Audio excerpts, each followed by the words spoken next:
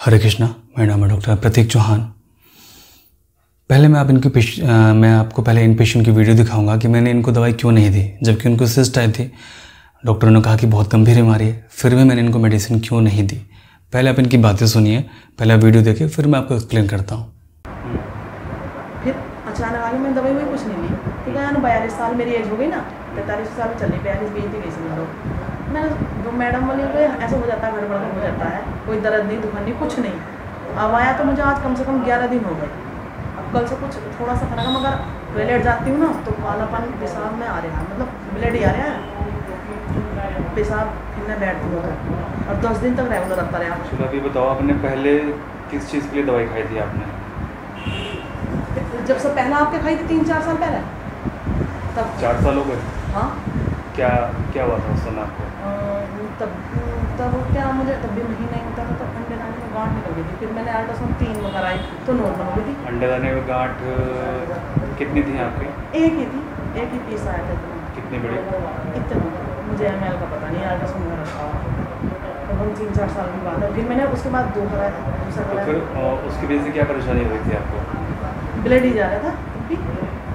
अंडे दाने में गांठ थी आपको? हाँ, आपने ये कहा था। ब्लीडिंग बहुत ज़्यादा आपको हो रही थी? ज़्यादा भी ना थी, कभी कभी मतलब रेगुलर होती रहती थी। तो वहाँ पे जो आपने डॉक्टर को दिखाया था, डॉक्टर ने क्या बोला था आपको? आपके पास ही आई थी। आपने वहाँ पे किसी और को दिखाया था? शायद नहीं दिखाया था। नहीं, आपके पास आई थी। धर्मेंद्र आते थे ना एलर्जी की। हाँ, धर्मेंद्र के साथ ही मैं आई थी। डॉक्टर ने तो ये बोल दिया था कि आपको ऑपरेशन होगा, बच्चेदानी में गांठ। आपने ये कहा था कि बच्चेदानी में गांठ होगी तो मैं गारंटी लेती हूँ आपकी नॉर्मल हो जाएगी, निकल जाएगी, ये मेरी गारंटी है। तो मैंने 3 महीने आपकी दवाई दी थी। मैंने आपसे ये कहा था कि डॉक्टर ने आपसे गलत बताया है, बच्चेदानी में गांठ नहीं है। हाँ, कि अगर किसी लड़की के आ जाती है उसको ऑपरेशन बोल देगा तो उससे पूछना कि जिंदगी कैसे कटेगी। आपने ये बात बोली थी मुझसे। हाँ, मैंने आपसे ये कहा हुआ कि अगर मान लीजिए गांठ अगर ये आ जाती है किसी कुंवारी लड़की की, हाँ सर, और उसको अगर ऑपरेशन कर देंगे तो उसकी कैसे जिंदगी कटेगी। हाँ, ये बोलना था। अब मुझे 3-4 डॉक्टर ने यही बोला ऑपरेशन के लिए। हाँ, कि गांठ आपके बच्चे ऑपरेशन करना पड़ेगा। नहीं निकलती है तो ठीक है, नहीं तो ऑपरेशन लास्ट ही। तो फिर कितना समय आपने इलाज किया था मेरा? 3 महीने भी नहीं खाई थी, 2.5 महीने खाई थी। साफ हो गई थी? हाँ, उस समय से बिल्कुल मैं ठीक थी। हर महीने पीरियड आता था, बस अब 2 महीने से ही ना नहीं आया। मैंने दवाई नहीं खाई, इसके बीच में मैं आपकी सही उम्र क्या है? 42। पक्का?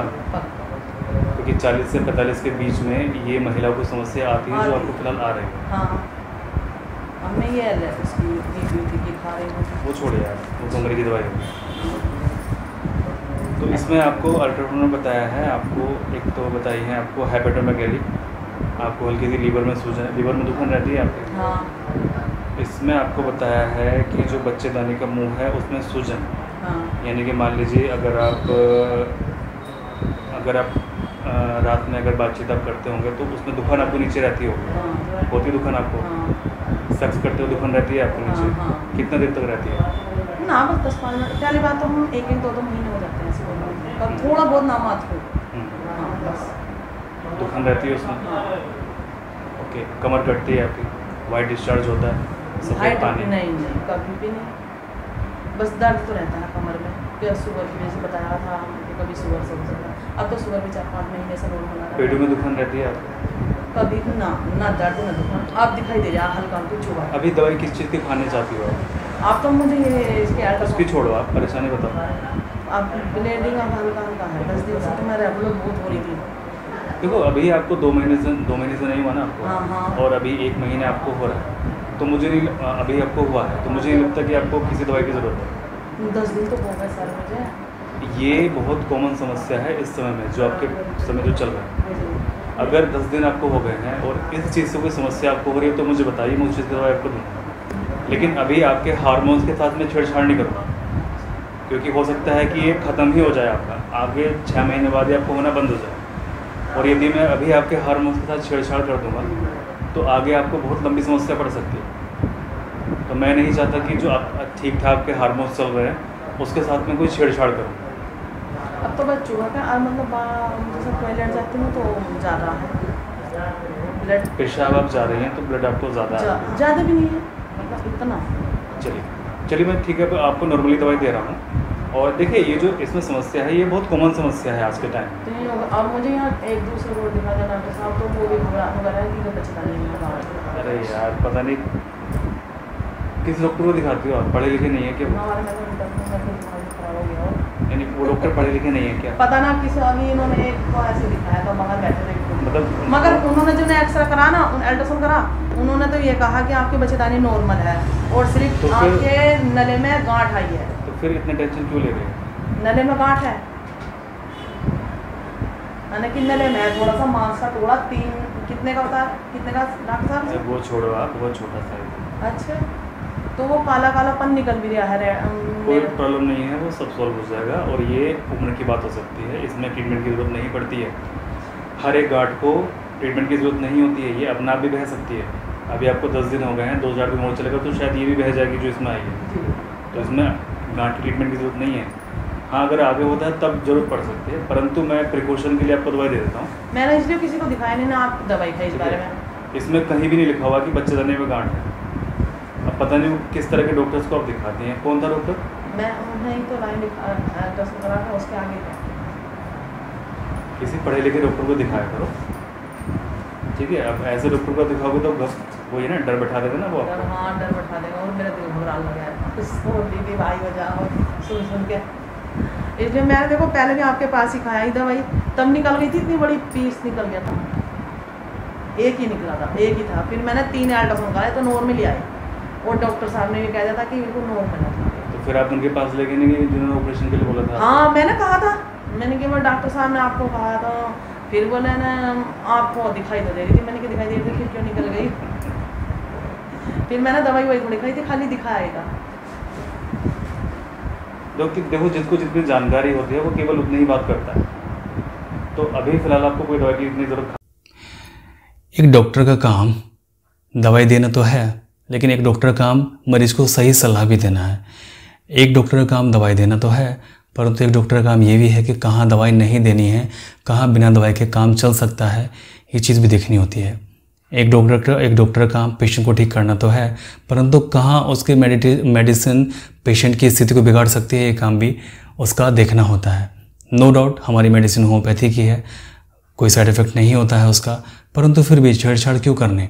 जब वो लेडी ऑटोमेटिकली ठीक हो सकती है, ऑटोमेटिकली उसके शरीर के अंदर वो सारी चीज़ें चल रही हैं जो कि उसकी उम्र के हिसाब से चलनी चाहिए, तो फिर मेडिसिन के साथ छेड़छाड़ कैसे करने?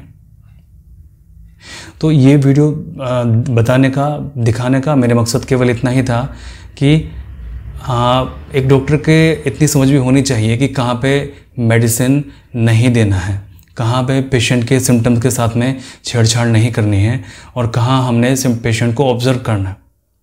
अब इन पेशेंट का पीरियड लगातार 10 दिन से हो रहा था, 10 दिन बाद में धीमे धीमे घटना स्टार्ट हो गया है। मैंने कहा कि अपने आप बंद हो जाएगा, फिर नेक्स्ट पीरियड में मुझे आके बताना है कि कैसा है।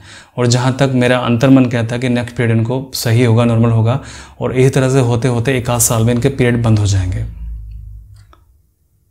और जहाँ तक मेरा अंतर्मन कहता है कि वो हमेशा 99% करेक्ट ही होता है। अब 1% क्या इनके साथ में होगा, फिर भी बाई चांस कहाँ पे इनको मेडिसिन की ज़रूरत आएगी। 1% ये होगा कि जैसे मान लीजिए इनके 2-4 दिन में पीरियड सभी बंद हो जाते हैं, ब्लीडिंग उनको बंद हो जाती है, 4-5 दिन बाद में फिर से उनको ब्लीडिंग स्टार्ट हो गई, तब इनको मेडिसिन की ज़रूरत है। तब उस केस में इनको मेडिसिन मुझे देनी पड़ेगी। अदरवाइज़ अभी मैं वेट एंड वॉच ही करूँगा अगले महीने तक, जब तक ये दोबारा से पीरियड्स से नहीं होती हैं, या नेक्स्ट पीरियड तक जब इनको पीरियड्स नहीं होते हैं। तो ये चीज़ बहुत ध्यान देने वाली होती है। तो इस केस में मैंने इनको मेडिसिन नहीं दी, भले चाहे सिस्ट थी, लेकिन बहुत सारी सिस्ट हमारे शरीर के अंदर फंक्शनल होती हैं, डिजीज़ वाली नहीं होती हैं। यदि मैं आज के समय में 100 लड़कियों की 15 साल और 20 साल के बीच में यदि मैं 100 लड़कियों का अल्ट्रासाउंड करवाता हूँ जिनका सभी कुछ सही है, तो 100 में से 40 के अंदर सिस्ट आ जाएंगे, ये वाली, जिनको कुछ भी नहीं पता, जिनको अंदर सिम्टम्स ही नहीं होते, जिनका पीरियड सिस्टम बिल्कुल ठीक चल रहा है, क्योंकि वो सिस्ट फंक्शनल हैं, आती हैं और चली जाती हैं, आती हैं और चली जाती हैं, ज़रूरी नहीं कि उनका ट्रीटमेंट किया जाए। तो वो फंक्शनल सिस्ट होती हैं, तो कई बार वो विदाउट एनी ट्रीटमेंट वो ठीक हो जाती हैं, उनका ट्रीटमेंट की ज़रूरत नहीं होती है। और अगर मेरे पास में 100 पेशेंट सिस्ट के आते हैं तो मैं 10 में से उनको वापस कर देता हूँ कि आपको ट्रीटमेंट की ज़रूरत नहीं है, ट्रीटमेंट कराने के लिए मत आइए। और यकीन मानिए वाकई में उनको ट्रीटमेंट की ज़रूरत नहीं पड़ती है। और वो 10 पेशेंट मेरे पास में 100 पेशेंट उल्टा लेके आ जाते हैं। क्यों लेके आते हैं? क्योंकि डॉक्टर साहब ने हमें दवाई ही नहीं दी, डॉक्टर साहब ने हमें बिल्कुल सही सलाह दी, और डॉक्टर साहब ने तो हमारा भला कर दिया।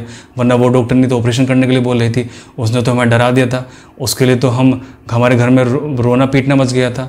उसके लिए तो हमारे घर वाले सोच रहे थे कि इसका भी ऑपरेशन करा देंगे तो आगे जाके इसका क्या होगा।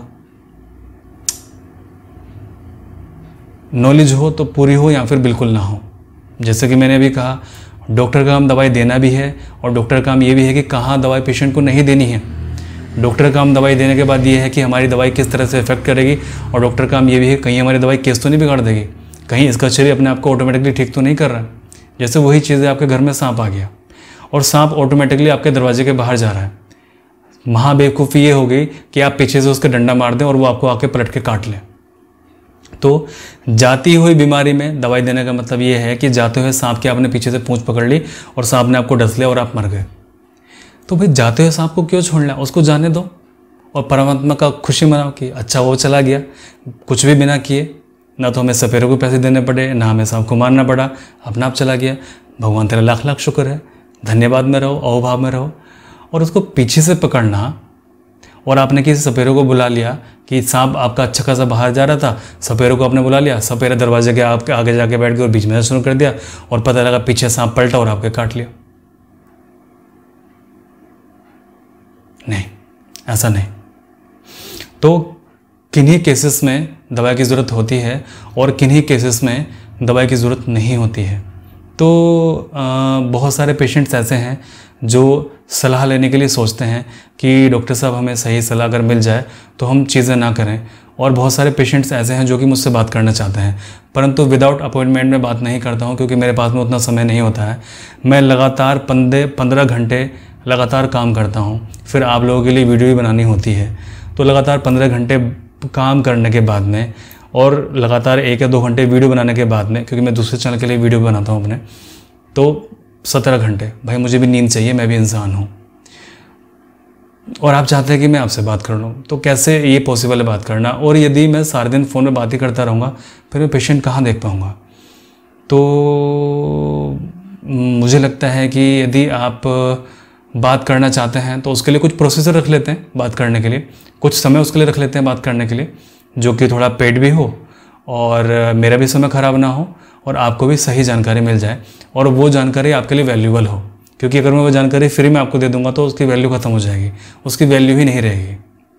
यदि आपने फ्री एडवाइस लेनी है तो क्लिनिक पे आप आ जाइए, और यदि आपको एडवाइस लेनी है, दवाई नहीं लेनी है, केवल ऐसे ही आपको एडवाइस लेनी है, तो उसके लिए केवल सिस्ट वाले पेशेंट के लिए मैं बोल रहा हूँ, किसी और के लिए नहीं बोल रहा हूँ।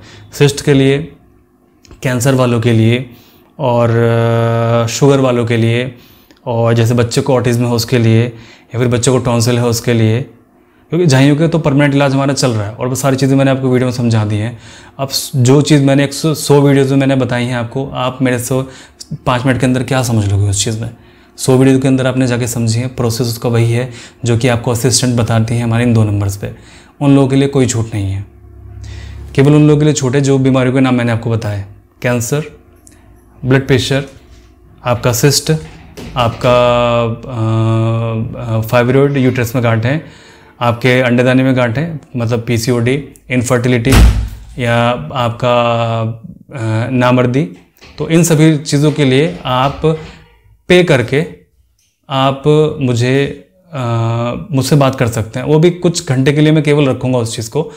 तो चलिए, 500 रुपीज़ इसके लिए ठीक है, यदि आपको सलाह चाहिए और तो आप संपर्क कर सकते हैं। ओके, और फ्री में सलाह लेनी है आपको तो आप क्लिनिक पे, आपका मोस्ट वेलकम है, आप आ जाइए क्लिनिक पर। मैं 1 भी रुपया नहीं लेता हूँ किसी से सलाह देने का। परमात्मा सभी को भला करे।